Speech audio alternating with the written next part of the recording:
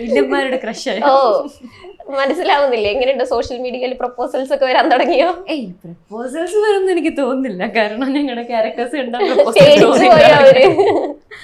പക്ഷെ എല്ലാവരും നല്ലത് മാത്രമേ പറയുള്ളൂ. സത്യം പറഞ്ഞാൽ അതിൽ ഒരുപാട് സന്തോഷമുണ്ട്.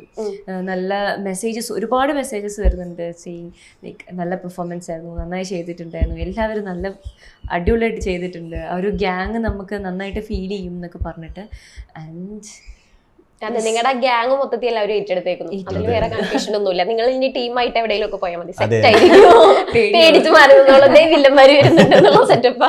ഞങ്ങൾ അഞ്ചൊരു റിയൽ ലൈഫിൽ കണ്ട പാവങ്ങളും. പക്ഷേ സിനിമയിൽ അങ്ങനെ ഒരു ഇത് വന്നുകൊണ്ട് നമ്മൾക്ക് ആ ഒരു മൈൻഡാണ് ആദ്യം വരുന്നത്. ഇങ്ങനെ ഒരു ക്യാരക്ടർ ചെയ്യുമ്പോൾ അതൊരു പേടി ഉണ്ടായിരുന്നു, ഇനി എല്ലാവരുടെ മൈൻഡിലും ആ ഒരു ഇമേജ് വരുമോ എന്നുള്ളത്.